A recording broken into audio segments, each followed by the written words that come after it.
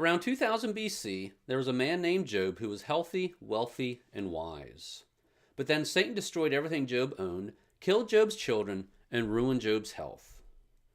Three friends named Eliphaz, Bildad, and Zophar came to visit Job and comfort him. They had a long discussion with Job about his misfortune. Job spoke first, then Eliphaz, then Job, then Bildad, then Job, then Zophar, then Job again, and this pattern kept repeating. Essentially, Job's friends tried to convince Job he was suffering because he had sinned, but Job kept insisting he was innocent. Towards the end, a man named Elihu offered his input, and then at the very end, Yahweh spoke the final word on Job's situation, and Job's health, wealth, and family were restored. As this dialogue progressed, Job became increasingly frustrated with God because Job kept asking God why he was suffering, but God didn't respond right away. In this episode, we are going to read Job 16 and 17, where Job openly expressed his frustration over this question: why doesn't God answer? Thanks for watching this episode of BibleMountain.com. This episode is part of a series of studies on the book of Job called Why Do People Suffer? Job's words are recorded in poetical form, so before we read the text, let's review Hebrew poetry by contrasting it with English poetry. English poetry is all about rhyme. Roses are red, violets are blue, sugar is sweet, and so are you. You rhymes with blue. This is typical English poetry. English poetry is all about rhyme. Hebrew poetry is all about parallelism. There is synonymous parallelism, in which the same idea is stated two or more times using different words. There is antithetic parallelism, in which two or more thoughts are contrasted. And there is synthetic parallelism, in which an idea is stated and then expanded. Because of all the repetition, a Hebrew poem can be summarized in just a few statements. Today's passage can be summarized in three themes. One of the themes is Job's criticism of his friends. For example, Job 16:2.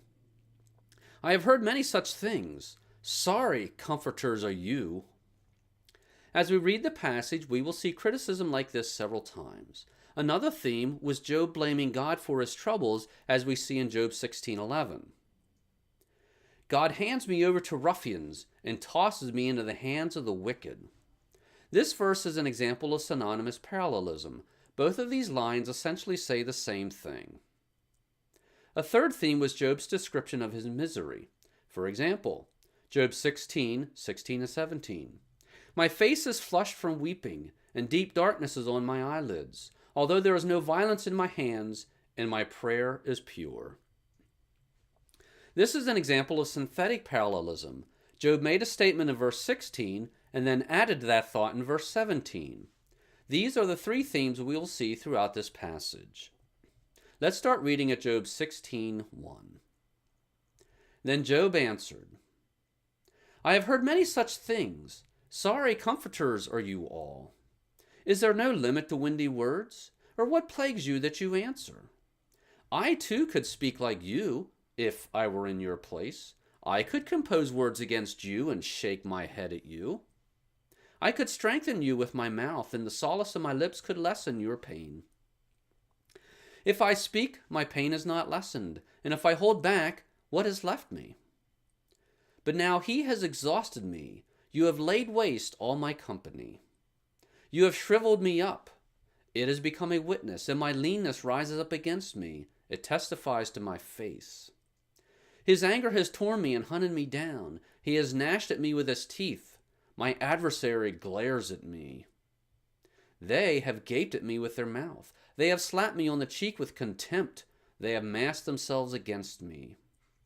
God hands me over to ruffians and tosses me into the hands of the wicked. I was at ease, but Yahweh shattered me, and he has grasped me by the neck and shaken me to pieces. He has also set me up as his target. His arrows surround me. Without mercy he splits my kidneys open. He pours out my gall on the ground. He breaks through me with breach after breach. He runs at me like a warrior. I have sewed sackcloth over my skin and thrust my horn in the dust. My face is flushed from weeping, and deep darkness is on my eyelids. Although there is no violence in my hands, and my prayer is pure. O earth, Do not cover my blood, and let there be no resting place for my cry. Even now, behold, my witness is in heaven, and my advocate is on high. My friends are my scoffers. My eye weeps to God. Oh, that a man might plead with God as a man with his neighbor. Pay attention to this verse because I'm going to come back to this later. Job 16:22. For when a few years are past, I shall go the way of no return. My spirit is broken, my days are extinguished, the grave is ready for me. Surely mockers are with me, and my eye gazes on their provocation. Lay down now a pledge for me with yourself. Who is there that will be my guarantor? For you have kept their heart from understanding, therefore you will not exalt them. He who informs against friends for a share of the spoil, the eyes of his children also will languish. But he has made me a byword of the people, and I am one at whom men spit. My eye has also grown dim because of grief, and all my members are as a shadow. The upright will be appalled at this, and the innocent will stir up himself against the godless. Nevertheless, the righteous will hold to his way, and he who has clean hands will grow stronger and stronger. But come again, all of you now, for I do not find a wise man among you. My days are past, my plans are torn apart, even the wishes of my heart. They make night into day, saying, the light is near, in the presence of darkness. If I look for Sheol as my home, I make my bed in the darkness. If I call to the pit, you are my father, to the worm, my mother and my sister, where now is my hope? And who regards my hope? Will hope go down with me to Sheol? Shall we together go down into the dust? And that is the end of Job's speech. Notice Job's lack of hope at the end. The last two verses are stated as questions, but they are rhetorical questions intended to communicate Job's lack of hope. I want to go back to Job 16:21, but first let's review some of Job's earlier speeches. As a reminder, the red boxes represent Job's various speeches. In his early speeches, Job articulated his suffering and agony. In his next two speeches, Job started to demand answers from God. For example, Job 7:20. Have I sinned? What have I done to you, O watcher of men? Why have you set me as your target so that I am a burden to myself? And Job 10:17 and 18. You renew your witness against me and increase your anger toward me. Hardship after hardship is with me. Why then have you brought me out of the womb? Would that I had died and no eye has seen me. Job kept asking these questions, but God didn't answer him. In today's passage, in Job 16:21, Job said the following, Oh, that a man might plead with God as a man with his neighbor. Job said this because he was starting to get frustrated with God's silence. That brings us back to this question. Why doesn't God answer? Why didn't God answer Job?